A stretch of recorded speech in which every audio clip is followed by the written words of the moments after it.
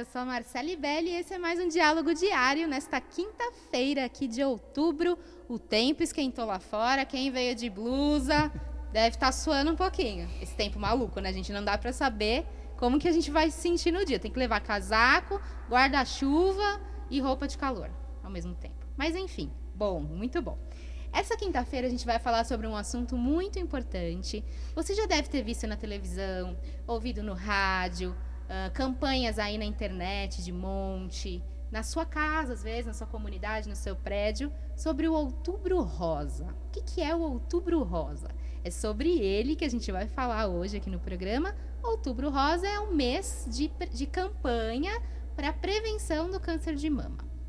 Para isso, eu trouxe especialistas incríveis aqui, também trouxe uma moça que vai falar aqui sobre ela, muito legal, prestem atenção aí na história, incrível, viu? E aí, se você tiver alguma dúvida, é só comentar aqui embaixo, no Facebook mesmo, a gente vai pegar a sua dúvida, vai responder e depois te mandar a resposta, que todo mundo aqui não vai ficar sem responder, sem tirar todas as dúvidas não sobre esse assunto tão importante. Eu tenho uns dados aqui antes de apresentá-los oficialmente, sobre o câncer de mama no Brasil. Esse ano o INCA lançou uma campanha que eles batem na tecla do seguinte, eles reforçam que o medo da doença não paralise os pacientes, os familiares e os amigos. Por isso, mais uma vez, em todos os meus programas eu falo que a informação, às vezes, é o melhor remédio. Então, vamos se informar, cada paciente é de um jeito, cada tratamento é de um jeito, os médicos vão poder falar sobre isso, tem cura, tem jeito, calma, certo? Então, esse é o meu primeiro recado. E também a história, né, do autoexame, de se tocar, mamografia, tudo isso a gente vai falar aqui. Sobre os dados, é o seguinte, o câncer de mama é o segundo câncer mais comum entre as mulheres no Brasil, mas também acomete os homens. Também a gente vai falar sobre isso, é um pouquinho menos, mas sim. Inclusive, essa semana, o pai da cantora Beyoncé disse que ele foi diagnosticado com câncer de mama. Então, em homens também é bom a gente ficar atento. Segundo o INCA, este ano, são estimados 59.700 casos novos de câncer de mama em 2019. Então, perto de 60 mil aí pessoas vão ser diagnosticadas.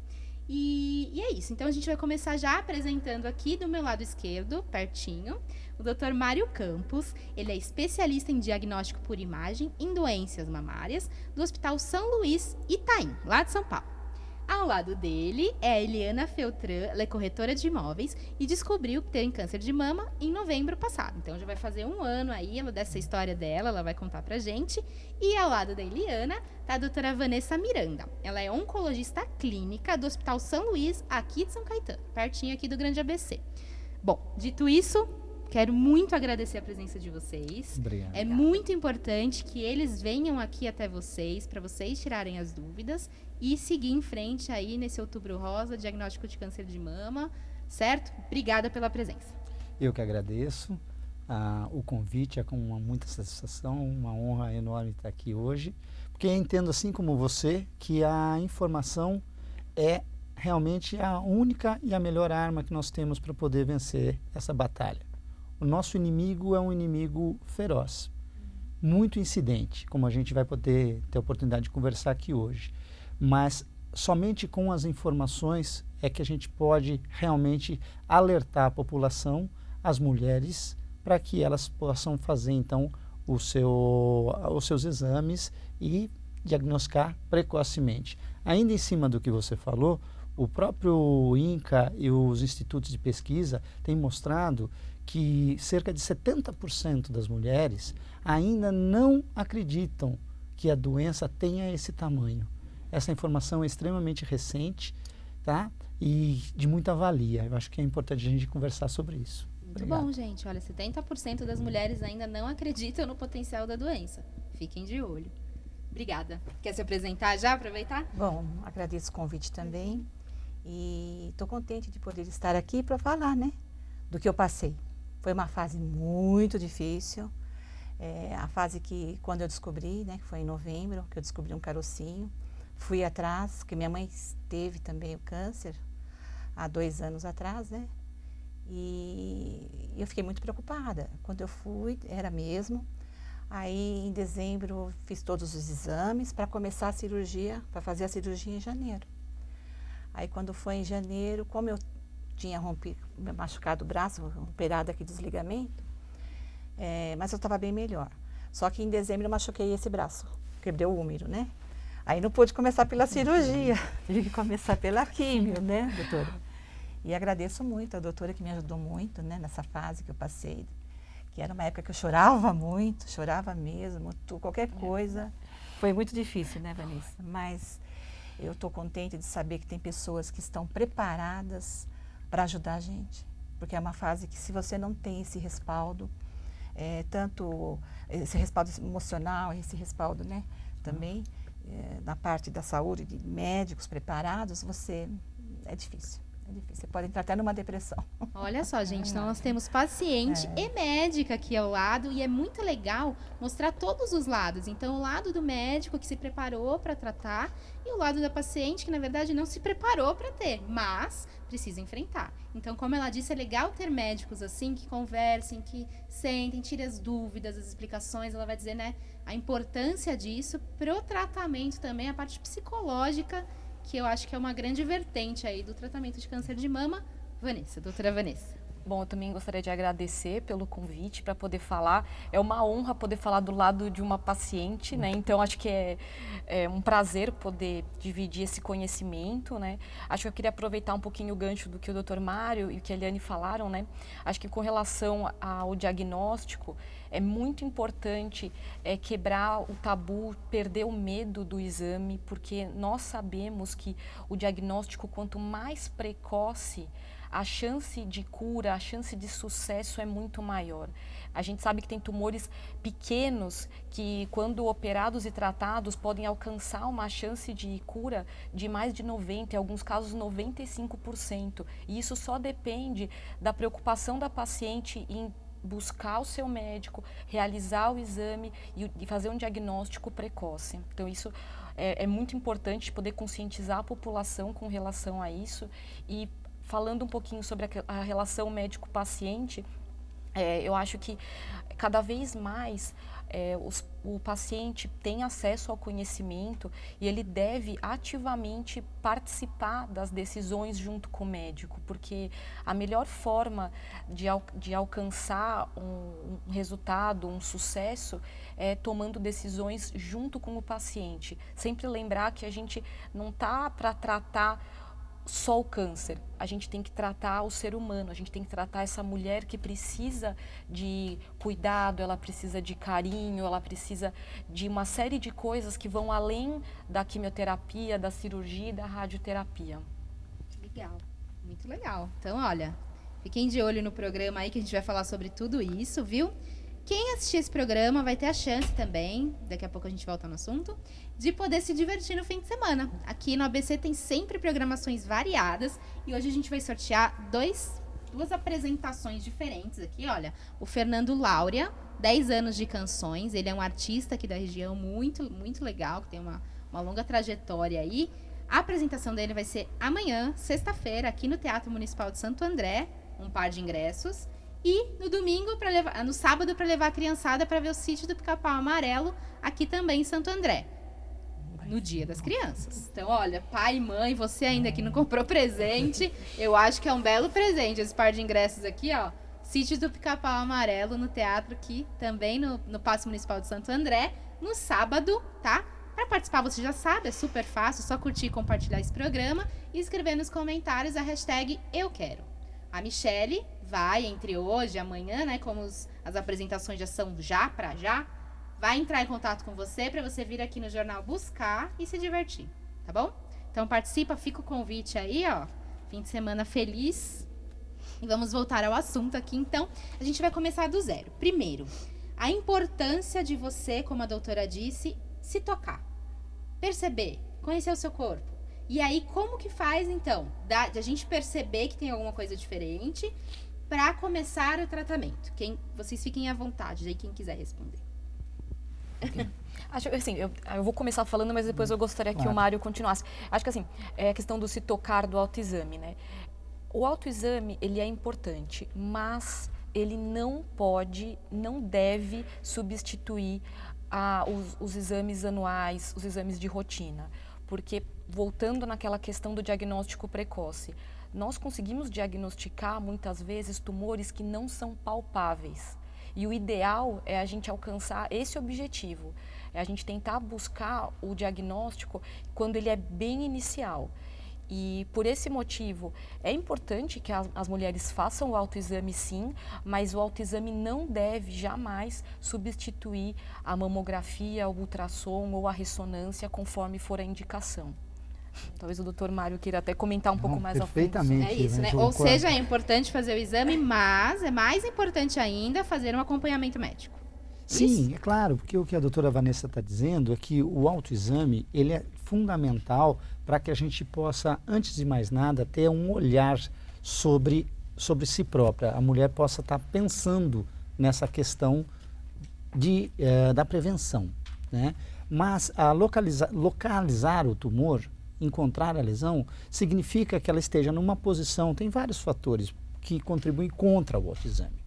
Né? Para quem está em casa poder entender, tem a ver com relação do tamanho da mama, o tamanho do tumor, a localização que ele está dentro da mama. Ele precisa estar numa posição em que a sua mão consiga encontrá-lo.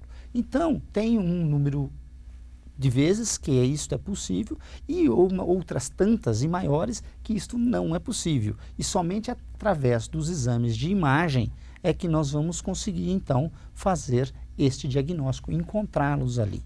Tá? Então, o que a doutora Vanessa colocou, que é de fundamental importância, é que não vamos nos dar por satisfeitos se o autoexame for normal. Então, aí partimos, então, para os exames de rastreamento, que é o que a gente está aqui para falar. Perfeito, eu acho que essa explicação é essencial para a gente começar a falar sobre isso. Você que está aí, parece que o programa ao vivo voltou, oba! Então você que está aí já pode mandar sua pergunta, daqui a pouco eu vou acompanhar aqui. Então é legal isso, porque às vezes a mulher faz o autoexame e fala, ufa, tá tudo bem. Calma, eu acho que é o começo, se conhecer. Mas tenha o seu médico, né? Tenha aquele médico que te acompanha, que conhece seu histórico, que conhece o histórico da sua família. Tudo isso é importante para chegar num diagnóstico, né? Isso é legal. E até posso até fazer a pergunta, então, do autoexame, depende da densidade da mama, do tamanho da mama, tudo isso também para a gente poder detectar o tumor, né? Como que é essa coisa das mamas diferentes, assim? Como que faz? Bom, esse é um assunto corriqueiro no dia a dia. As mulheres perguntam muito com relação à questão da mama densa. Falam, eu tenho uma mama densa. Basicamente, funciona da seguinte forma. Então nós vamos ter que entrar numa parte pequena conceitual para que quem esteja em casa possa entender o que eu quero dizer. A mama é composta basicamente por duas grandes estruturas, a estrutura glandular e a estrutura gordurosa, glândula e gordura. Fácil de entender, quando você é bastante jovem, você tem bastante glândula e esperamos que quando você ficar bem velhinha, fique mais gordurosa, tá? Então, existem 4 grandes padrões de mama que nós identificamos nos exames. As mamas densas são aquelas ligadas às mulheres mais jovens e elas causam uma maior dificuldade dos exames em encontrarem as lesões. Por quê? Porque o tumor, a lesão, ela pode se misturar em meio do tecido glandular. Por isso que preconiza-se que a mamografia, que é o exame principal para o diagnóstico e para a redução da mortalidade, seja feito a partir dos 40 anos de forma anual. Por quê? Porque entende-se através dos estudos que esta é uma época onde a relação do exame com a detecção se faz adequadamente. Então, a partir dos 40, você faz a mamografia. Antes dos 40 anos, eu estou falando para quem tem um risco habitual. Antes dos 40 anos, a mulher, então, espera-se que tenha uma mama muito mais densa, com muito mais glândula. E essa densidade vai ser bem analisada através da ultrassonografia, através do ultrassom. Tá? Então, esta mama densa, ela é um desafio para nós que trabalhamos com diagnóstico por imagem. E conforme o tipo de mama, o seu profissional vai indicar melhor o tipo de exame, o que casa com o que. Mas a partir dos 40 anos, mamografia anual reduz a mortalidade. Perfeito, gente. Então fica a dica aí, quem já tinha dúvidas sobre a mamografia, a partir dos 40 anos já vai fazer, marca, faz direitinho. Quem tem menos do que 40, os exames que a gente já acompanha no ginecologista, né, os exames de rotina, o ultrassom, o toque, já ajuda bastante também a detectar, mesmo porque antes dos 40 anos, cada vez mais está se detectando câncer, né? Alguém pode dizer sobre o câncer em mulheres mais jovens, doutora? Vamos lá, isso é um fato. A gente tem percebido que cada vez mais as mulheres jovens estão apresentando câncer de mama. Algumas vezes a gente tem uma dica que isso pode acontecer, seja pelo histórico familiar, se a paciente ou a mulher ou a família tem já um diagnóstico de uma síndrome hereditária. Então, se você sabe que a sua mãe, a sua avó tiveram um tumor e elas fizeram algum teste genético e mostrou que elas têm alguma síndrome hereditária, você vai começar o seu segmento e os seus exames de rotina para a mama numa idade mais precoce. Ou então, se você teve alguém na família que teve um diagnóstico, por exemplo, a sua irmã, que teve um diagnóstico de câncer de mama jovem, também é um sinal de que você deve começar esse rastreamento um pouco antes da faixa etária habitual. Mas o que é fundamental para as pacientes jovens, para as mulheres jovens, é fazer o acompanhamento com o ginecologista, né, de forma anual, e fazer os exames conforme as orientações, seja ultrassom, ou então, se a paciente tem alguma particularidade, fazer um exame, uma ressonância, ou às vezes, a depender também da característica da mama, uma mamografia, apesar de ser um pouco mais jovem. Então, isso acho que vai muito da indicação do médico ginecologista que está acompanhando essa paciente. Mas é muito importante lembrar que, sim, existe câncer de mama em pacientes com menos de 40 anos. E isso está cada vez mais frequente. Eliana, eu queria que você contasse um pouquinho pra gente. Então, você disse que há 2 anos, né, antes de você descobrir, a sua mãe descobriu. Você tinha tido algum outro caso na família? Não. Como é que você percebeu, além de ter sentido o carocinho? Então, quando minha mãe sofreu bastante também, tadinha, mas agora tá bem, graças a Deus, o cabelinho cresceu. Fiz até o exame de genética para mim, porque quando eu descobri o meu, fiquei preocupada, né? Falei, deixa eu ver se eu tenho mais irmãs também, mas graças a Deus não deu, na genética não deu. Que é hereditário, né? Hereditário que fala, né? Isso. Essas partes técnicas eu não entendo direito. Mas assim, foi na época que eu descobri o meu mesmo, que foi em dezembro, parece que o mundo acaba. O mundo acabou, o chão se abre, né? E você acha que vai morrer. Primeira coisa que você fala, vou morrer, né? E depois, com o passar do tempo, você vai vendo. Eu não sabia que existia vários tipos de câncer de mama. O meu é o HER2, né? Aí fui descobrindo, fui vendo, fui aprendendo o que é, né? Por como lidar com a situação. Mudei minha alimentação, né? Estou me sentindo melhor por ter mudado a minha alimentação. Me sinto mais saudável, né? Também mudei muitas coisas. Eu acho que nesse caso, o que eu passei, para mim foi um renovo, sabe? Para mim foi um renovo. Eu aprendi coisas assim, coisas que eu não dava valor, né? Agora eu dou valor. E coisas que eu acho que dava muito valor, não quero mais saber dessas coisas, né? E, então tem coisas que, hoje mesmo, eu lembro de alguma pessoa, antigamente eu não tinha nem tempo para ligar para uma tia, para um parente, para um amigo. Hoje não, hoje eu paro tudo, sabe? Olha, fulana tá assim, peraí. Oi, fulana, tá bem? Como é que você tá? Então, às vezes, uma ligação te conforta tanto. E eu senti nessa fase, as pessoas que vinham me visitar, que são amigos mesmo. Nessa hora você vê quem são os amigos, né? Que vem te dar um abraço, que vem te confortar. Isso é muito importante, entendeu? Porque você não sabe o dia de amanhã. Você fica preocupada, e de repente você está tomando uma medicação que te afeta o teu organismo todinho, que a quimioterapia não é fácil, não. Não é. Né? Eu tomei 4 vermelhas e 12 brancas. Né? Terminei todas essas quimios em maio. Mas até maio, até na época da quimio, é a época que eu mais chorei. Eu nunca chorei tanto na minha vida. Mas agora, você quer saber? Conheci muitas pessoas que eu nunca imaginava na minha vida que passou por isso. Que vinham conversar comigo, me davam um abraço, me confortava. E agora eu que estou ajudando várias pessoas, sabe? Participando desse programa para começar, legal. porque ó, Você que tá assistindo, gente, olha só. É verdade. Olha o sorriso nela, que linda. É que ela verdade. Você começa a ver com outros olhos, você acorda para a vida. Você fala assim, gente, a vida não é só trabalho, né? A vida é você se respeitar o seu corpo, respeitar a tua cabeça, né? Teu jeito. Você me fez lembrar uma frase que uma paciente um dia me disse e que eu sempre guardei isso para minha vida toda, que ela dizia o seguinte para mim. É uma máxima que falava que não importava o quanto ela tinha de vida, quanto tempo ela tinha de vida, mas quanto ela tinha de vida nesse tempo. Isso. Então, isso é extremamente importante. Você acabou de falar isso. Com Não certeza. importa quanto tempo a gente vai ter, a gente sabe que a nossa vida terá um fim. Né? É uma das certezas que a gente tem. Mas a qualidade, como que nós vamos ter esse tempo, é o que faz total diferença. Com certeza. Você não pode se entregar.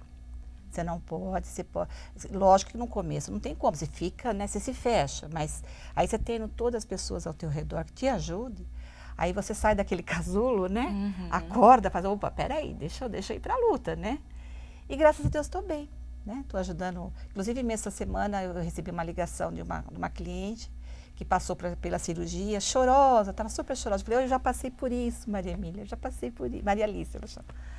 Aí conversei bastante e essa semana vou na casa dela para dar um abraço nela também.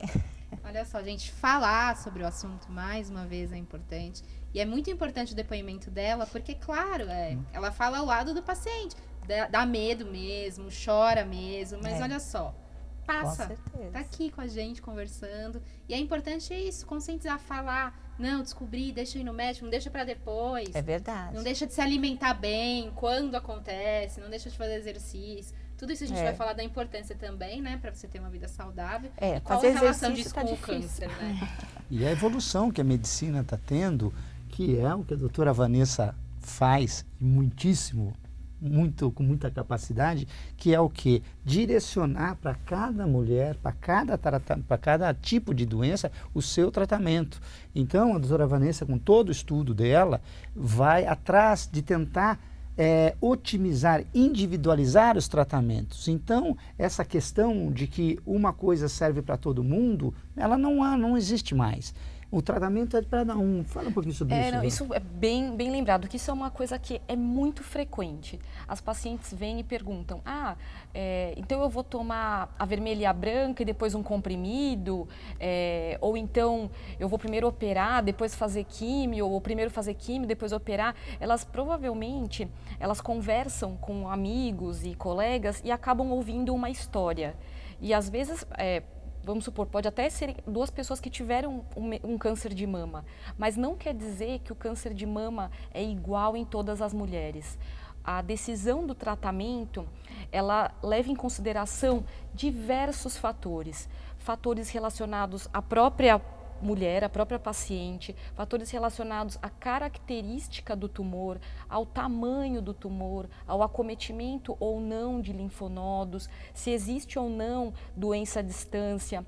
Cada vez mais a oncologia é capaz de fornecer um tratamento individualizado. A gente até estava conversando um pouquinho antes de entrar no ar sobre essa questão de olhar na internet e buscar informação.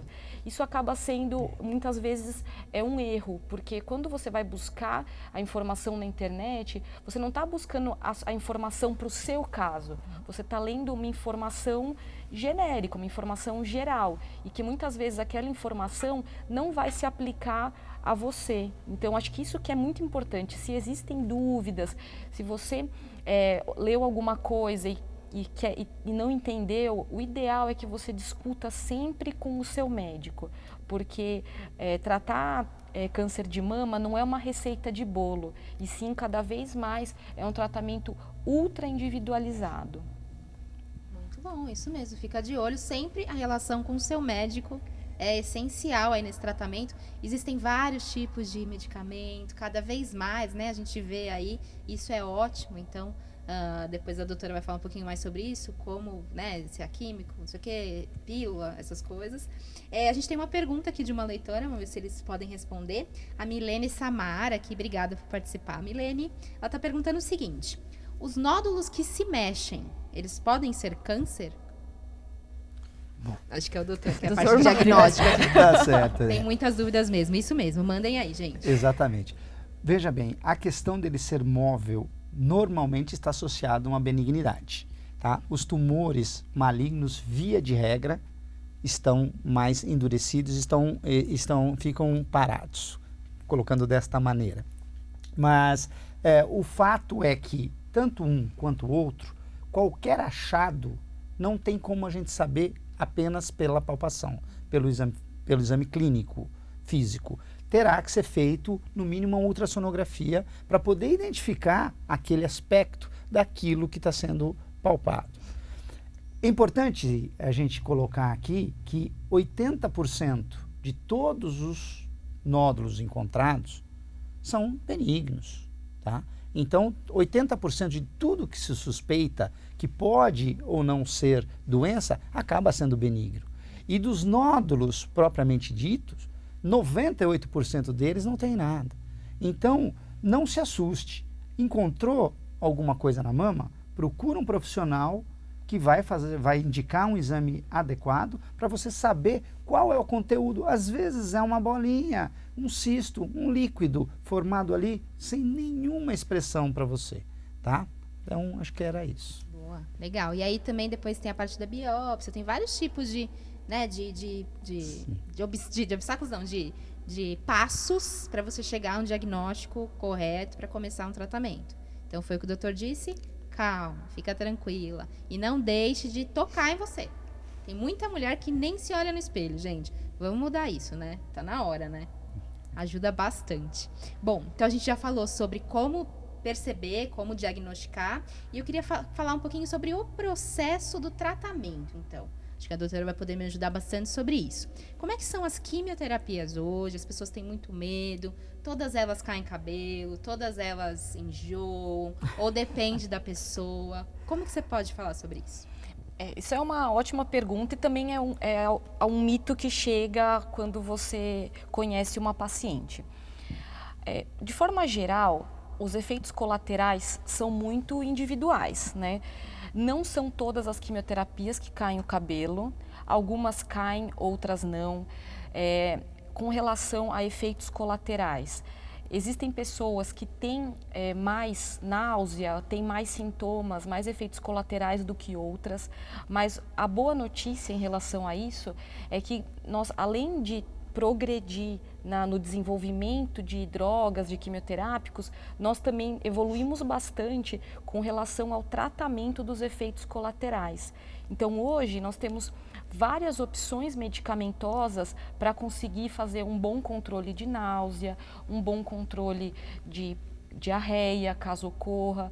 Então, até mesmo de mielotoxicidade, que é a queda da imunidade. Então, o que a gente tem que passar para a paciente é que o tratamento ele é duro, muitas vezes a paciente tem efeitos colaterais sim, mas que é possível contornar esses efeitos colaterais e que cada pessoa vai sentir de uma forma e o mais importante, que é isso que a gente comentou já, que tem que ter a proximidade com o seu médico, porque daí, se você tem algum efeito colateral, você consegue rapidamente alertar o seu médico para que ele rapidamente possa agir, possa medicar. Então, essa relação com o paciente próxima é muito importante. Legal, e falando sobre isso, tratamento, como que anda junto o tratamento clínico do tratamento psicológico? E qual que é a importância da família e dos amigos quando você tem o diagnóstico até o fim do tratamento? Acho que a gente pode ter a visão médica e a visão da paciente sobre isso. Quem quer começar? Quer que eu comece? Pode ser.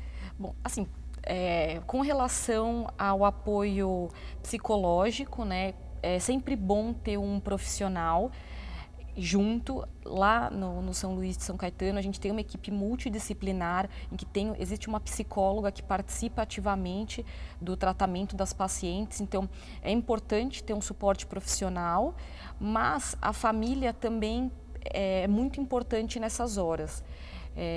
Tem que tomar um pouco de cuidado, a gente também comentou um pouco isso nos bastidores. Tem algumas pessoas, alguns amigos que acabam fazendo alguns comentários às vezes inadequados, né? Mas ter a família por perto, pessoas que você ama, fazem toda a diferença. Eu acho que a Eli vai conseguir falar um pouquinho mais sobre isso, né? No meu caso, quando caiu o cabelo, eu ganhei um monte de lenço. Nossa, cada lencinho lindo, maravilhoso. As minhas sobrinhas cortaram o cabelo, fizeram uma peruca para mim, né? Me deram de presente, mas não consegui usar. Não adiantava. Usei, estava a época de inverno, né? Usei um pouquinho, mas eu falei, bom, eu vou assumir minha careca. Eu assumi minha careca. Só que aonde eu ia, todos os olhares eram para mim. E tem uns que te olham com uma cara de dó, tadinha, judiação. No começo eu me afetava, né? Na fila do mercado, na fila do banco. Mas depois de um mês, eu falei, quer saber de uma coisa? Deixa eu olhar, sabe? Tô nem aí. Importante que eu tô bem, vou sair, não é por causa disso que eu não vou sair, não é verdade? Mas eu assumi minha careca. Mas eu fiquei muito bonita de careca, Ficou! Né? Careca ótima. Gostei muito de ter careca. E encostei os lencinhos, encostei a peruca, não, sabe? Não consegui. Realmente é bonito. Para quem consegue usar, né? É muito bonito. Tudo. Mas eu, infelizmente, eu não consegui usar esses lenços. Mas é assim, você não pode deixar de querer, de estar perto da família nessas horas. Tem gente que quer se isolar, né? E não pode. Não pode se isolar de jeito nenhum. É muito importante procurar ajuda também, né? E a parte espiritual também é muito importante, viu? Exercitar a parte espiritual. Que cada um que tem a sua crença, né? Isso aí nessas horas ajuda muito também, né? E ficar perto dos meus netos, que eu amo, né? De paixão. E eu falei para meu esposo que assim que eu me recuperar, eu quero viajar, passear, né? E deixar essa história que vai ficar no passado, né? Vai ser um aprendizado que eu tive que passar, não é verdade? E bola para frente. Muito bem, olha que aprendizado, olha que ensinamentos aí. Outra coisa que eu aprendi, nós temos muitos direitos também, né? Você tem direito, que nem no meu caso, eu tive direito lá no INSS, tive aquela carteirinha de para pôr no carro, são direitos que a gente tem, que eu nem sabia que tinha, né? E eu fui atrás, consegui negócios, isenção em alguns impostos, algumas coisas, então isso é muito importante a gente saber também. Tudo isso, gente, faz parte da luta. Então, descobriu, acho que aos poucos que você vai ficando mais calma, vai pegando mais informação. E tudo isso ajuda a passar por esse processo, né? Importante aí de aprendizado, como a Eliane disse. E tá aqui falando sobre isso. Fica atento na coluna social de amanhã, que eu também assino. Eu vou colocar a foto da Eliane carequinha ali, se ela permitir. Não, para mostrar. Pode colocar. Para mostrar é legal, porque, né, a gente se fala muito sobre o Outubro Rosa, mas o Outubro Rosa é aqui, é a Eliane. Ela, sim, é um exemplo de toda essa campanha que a gente ouve falar, que eu acho bem legal. Nossa, várias ONGs aqui do ABC, enfim, todo mundo faz coisas para poder conscientizar. E eu acho mais legal de tudo isso é que a gente ganha grandes amigos, né? Então, ela até disse sobre isso. Durante o processo, você ganha grandes amigos, ganha gente que tá ali do lado. Então, não se isole. É importante que a família também tire todas as dúvidas. Vá junto às consultas, pergunte, né? Para todo mundo ali conseguir levar esse processo da melhor forma possível, né? A pergunta agora é o seguinte, é sobre por que as mulheres têm câncer de mama. Essa resposta já existe no mundo da medicina, já existem tópicos que são em comum entre todas, alimentação, falta de exercício, genética, hereditariedade, enfim. Por que as mulheres têm câncer de mama? E, como eu disse no começo do programa, alguns homens também. Bom, acho que a Vanessa vai poder me ajudar mais do que eu entendo nesse assunto, ela é mais estudiosa dessa parte.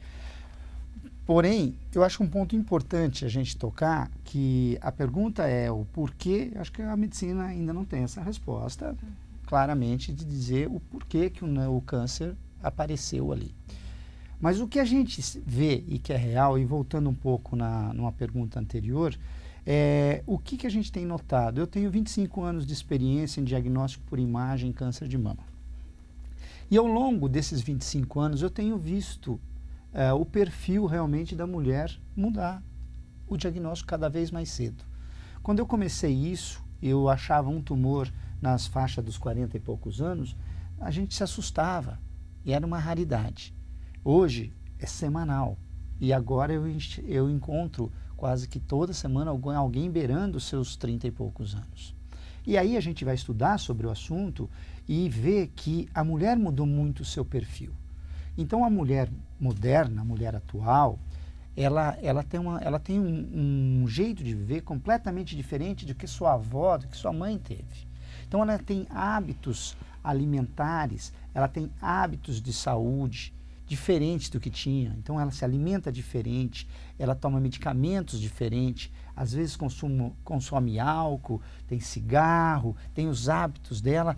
Além do que, ela tem menos filhos, né? A mulher moderna quase não tem filhos, antigamente tinha bastante.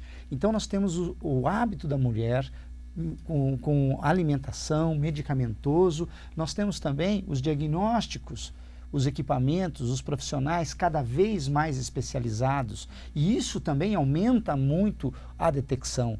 Somando a tudo isso, nós temos as pessoas vivendo mais. E quanto mais longevidade nós tivermos, maior a chance de desenvolvimento da doença, dessa mutação celular em algum momento aparecer. Tá? Então eu penso que é um conjunto de fatores. Um conjunto de fatores que está associado a essa mulher moderna. Se nós olharmos os dados da Global Can, que é um órgão que monitora o câncer no mundo, 185 países, ele mostra que a incidência do câncer está diretamente ligada aos países mais ricos do globo. Então o câncer não é uma doença de país subdesenvolvido, de pessoas pobres, enfim. É uma doença que acompanha a mulher desenvolvida. Então, somando a todos esses fatores. Gostaria de comentar alguma coisa, Vânia? Acho que só aproveitando o gancho, falou tudo, né? Mas acho que o que talvez vá também de encontro, que talvez tenha que ser a mensagem não só o que causa, mas o que a gente pode fazer para evitar. Então, como o Dr. Mário bem colocou, atividade física, evitar o consumo excessivo de álcool, evitar o consumo excessivo de tabaco, combater a obesidade, né? Então, atividade física, uma vida mais saudável, isso tudo está relacionado a coisas que você pode fazer no seu dia a dia que podem tentar reduzir a chance de desenvolver um câncer. E aí vai além de câncer de mama. Para outros tumores, essas medidas de qualidade de vida estão diretamente relacionadas, né? Entendi, perfeito. Então, olha, fica a dica aí dos médicos, dos profissionais. Muda o hábito agora, né? Já, não espera para segunda-feira. Inclusive, eu me coloco neste perfil, né? Porque a gente acha que não tem tempo para nada. E eu vi na Eliane aqui, gente, tem que arranjar tempo sim para você, né? Com certeza. Ela dá para ver pelo olhar dela aqui que tem que arranjar tempo sim, deixa o que não é prioridade de lado, né? Dá tempo de fazer tudo, se alimentar melhor, de fazer um exercício, respirar fundo. Não quer dizer que não é para trabalhar, que não é para ser moderna, que é para correr atrás das coisas, nada disso, mas dá tempo de fazer tudo com muita calma. Eu queria tirar uma dúvida minha sobre a questão medicamentosa que o doutor disse, né? A questão de injeção de hormônios, por exemplo. Cada vez mais, porque tem menos filhos, então a mulher toma pílulas, por exemplo, por muito mais tempo. Existe algum estudo que prova que isso pode facilitar o surgimento de câncer de mama ou não? O hormônio é principalmente a reposição hormonal, e o hormônio é uma das grandes barreiras do tratamento e do diagnóstico do câncer de mama. O que a gente, quando tem em mente nessa questão, é que isso só pode ser feito com o aval de um profissional extremamente capacitado, tá? Não pode sair tomando por conta própria ou pegar o medicamento do vizinho, do colega, foi bom para ela, é bom para mim. Pode ser feito sim, a parte hormonal ela sempre tem um olhar, porque principalmente na reposição hormonal, as mulheres na menopausa têm um desconforto muito grande nessa fase. Pode ser feito com muita parcimônia, com muito cuidado, com uma observância muito grande. E com os exames de imagem, todos acompanhando esse desenvolvimento para ver se não há nenhuma alteração nesse perfil glandular, né? Eu acho que a barreira, essa é um dos grandes paradigmas que a gente tem hoje em dia, né, Vanessa? Sim, com certeza. E tem que tomar mesmo muito cuidado. Eu já vi casos de pacientes que desenvolveram câncer de mama porque começaram a tomar de forma totalmente voluntária, sem orientação médica alguma, fazer uso de terapia, por exemplo, de reposição hormonal na pós-menopausa, usou isso de forma indiscriminada e que provavelmente isso teve um componente importante para o desenvolvimento do câncer nessa paciente, né? Então, acho que o importante é isso, é você, se você for tomar alguma medicação, fazer alguma terapia hormonal, que seja sempre sob orientação médica e nunca por conta. É isso aí. Queria perguntar para Eliane, como que eram os seus hábitos antes, Eliane, por curiosidade? Difícil. Era acordar às 7 e trabalhar às 8 e chegar em casa às 9 horas da noite, por causa do trabalho. Hoje não. Então, hoje eu larguei tudo isso. Como eu trabalho por conta, então eu consigo fazer meus horários. Então, eu chego às 10, vou embora às 5, estou aqui, entendeu? Então, eu mudei muita coisa, muita coisa. Estou dando valores, é o que eu te falei. Agora, a minha saúde é em primeiro lugar. Em relação, você dorme melhor, então? Com certeza, minha alimentação mudei. O que você não comia antes? Olha, come não agora, como por arroz, né? Consegui deixar o arroz. Como muito legumes, verduras, né? Pão. Achei que eu nunca ia parar de comer pão, consegui parar de comer pão. De vez em quando como uma fatia integral e tal, mas, sabe? Então, gosto de tapioca, né? Então, como tapioca. Mas com isso eu consegui emagrecer. Doce, apaixonada por doce, cortei todo o doce, né? Lógico, de vez em quando, um pedacinho, mas nada como antes, né? E eu fico pensando, eu falei, gente, alimentação, se a gente soubesse como é importante a gente acordar para isso, sabe? A gente não dá valor. A gente vai comendo o que vem na frente, o que aparece, e não é assim, sabe? A gente tem que acordar, que agora eu acordei e eu vejo a alimentação com outros olhos também, né? Porque você aprende a comer. Eu aprendi a comer. Com 57 anos eu aprendi a comer agora. Agora eu como certo. Sempre é tempo, viu, gente? E nos horários certos. Sempre é tempo e eu queria ver Outra coisa, deixa eu falar. O meu esposo, que é o meu anjo da guarda, que eu falo que ele é meu anjo da guarda, ele me ensinou muito nesse tempo, sabe? Não fosse ele me fez eu acordar para ver que realmente o que eu preciso é ficar do lado dele realmente em termos disso, dele me ajudar, eu ajudar ele também, e aprender muitas coisas. E isso uniu mais a gente. Nós estamos quase 40 anos de casado. Nessa fase nós estamos mais unidos. É muito importante isso. Uniu muito mais a gente. Eu queria aproveitar o gancho, só porque eu sei que você vai fazer, mas aproveitar e falar disso. A Eliane fez todo o tratamento e o marido dela comparecia a todas as consultas. Então, acho isso é muito bonito, porque nessas horas a gente vê que muitos maridos fogem, os maridos ficam com medo, não querem participar das consultas. E a própria Eliane está falando, isso faz toda a diferença. Então, se você tem a sua esposa que está passando por um momento como esse, participe, vá nas consultas, isso faz toda a diferença, tanto para o resultado, como para a união, né, do casal. Então, isso é muito importante. É um processo que você começa, não sabe como vai sair lá na frente. Mas, com certeza, no seu caso, é um caso de exemplo clássico disso, que você entra de um jeito e sai muito melhor lá para frente. Com certeza. Mais unido, com mais união, com mais qualidade de vida. É verdade. É isso aí, gente. Então, só aprendizado hoje aqui sobre alimentação, né? A gente estava falando, eu perguntei para a Eliane, eu queria ver com os médicos mesmo, como que é esse processo de reeducação alimentar, o que é importante ou não comer, enfim. De uma forma resumida, né? Que deve ser bem complexa, mas basicamente, assim, o que a gente tem que mudar na alimentação durante o tratamento, né? E depois. Bom, assim, com relação à alimentação geral, né? Acho que é importante todas as pessoas evitarem o excesso de alimentos industrializados, o excesso de alimentos gordurosos, o excesso de açúcar. Tudo isso prejudica a saúde global.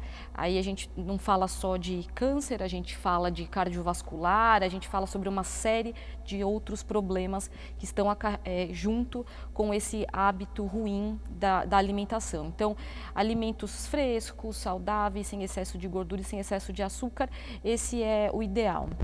Durante o tratamento, daí vai muito de qual tratamento está sendo realizado e o peso inicial da paciente. Se tem uma paciente que está muito emagrecida, muitas vezes ela precisa de um suplemento alimentar, mas como a gente estava conversando aquela questão do personalizar, né? A gente não personaliza só o tratamento, mas orientações nutricionais também são personalizadas. Então, cada paciente vai ter uma necessidade específica e uma orientação específica. Perfeito. Doutor, quer E acrescentar? Não, só acrescentar aqui, né, em cima do que a Vanessa falou, que essa reeducação alimentar, ela é para tudo. Eu acho que o mundo está indo nesse sentido, né? Cada vez mais a gente está tendo um olhar diferente para as questões alimentares, os alimentos ou mais orgânicos, aqueles que têm procedência, menos agrotóxico, porque de fato a gente não sabe o que cada alimento desse carrega em potencial para o nosso organismo. Então, nós estamos vendo aí as academias cheias, as mulheres e homens, todos se movimentando e tentando contribuir para um bem-estar pessoal. Só para quantificar aí o que nós estamos falando, no caso específico do câncer de mama, uma reeducação dos seus hábitos, ela corresponde a 28% a 30% de redução no câncer de mama. Então, esses que a gente chama de riscos modificáveis, é o que a gente pode agir. Com os riscos não modificáveis, aqueles genéticos, a mutação que você tem lá, esse a gente não pode fazer nada. Nós só vamos fazer o diagnóstico para tentar achar o mais cedo possível. Mas em 30% das vezes, a gente vai poder modificar a história do nosso organismo. Então, essa é a quantificação desse assunto. Poxa, é bastante, 28%, né? Bastante. Então, é possível aí você mudar os hábitos e ter uma vida mais saudável. Bom, o programa está acabando, passa super rápido, e um assunto tão importante quanto esse, que não seja só o Outubro Rosa, que seja o ano inteiro para falar sobre isso, sem medo. Vamos encarar o exemplo aqui da nossa guerreira Eliane. E é isso, gente. Fiquem de olho. Eu quero depois pedir para cada um dar o seu recadinho final e agradecer você que é a gente que acompanhou aqui. Vou começar com a doutora Vanessa. Vanessa. Bom, eu gostaria só de reforçar o que a gente conversou hoje nessa conversa aqui, que é muito importante a prevenção e o autocuidado, e isso vai desde a questão de alimentação, atividade física, a mamografia anual, se você tem mais de 40 anos. Então, é muito importante que nós, mulheres, temos que achar tempo para cuidar da gente. Então, é um momento de você deixa um pouquinho os seus filhos, pede para o marido olhar, vai fazer a sua mamografia, vai passar no médico, faça uma atividade física, uma caminhada, se alimente bem. Acho que isso é muito importante. Doutor, deixar a Eliane por último. Tá ótimo. Bom, aqui a mensagem final é com relação à questão da prevenção, dos exames. Se você tem de 40 anos ou mais, fazer as mamografias de modo anual, e aí eu digo anual de 365 dias, não anual de 700, 900 dias. Nós temos por quê? Porque existe um grupo de mulheres que fazem um exame aqui e outro acolá. Isso, então, para detecção do câncer, isso tem pouca validade. Então, nós estamos falando que a mamografia é o método que salva naquelas que têm uma periodicidade adequada. E nas mais jovens, que têm aquelas mamas mais densas, que obviamente visitam os seus ginecologistas, façam a ultrassonografia e os seus exames de rotina anualmente. Não se assuste se achar alguma coisa na mama. Procure seu médico, faça seu exame, que via de regra vai dar tudo certo. Boa. E a gente vai terminar então aqui com a nossa paciente sobrevivente maravilhosa. Qual o recado que você pode dar? Bom, o recado é que realmente eu peguei também no início, isso que ele falou, o doutor falou, é muito importante. E agora eu vou começar a fazer a rádio. Nós não falamos sobre a radioterapia, né? Que é outro processo, né? Vai ser 25 sessões.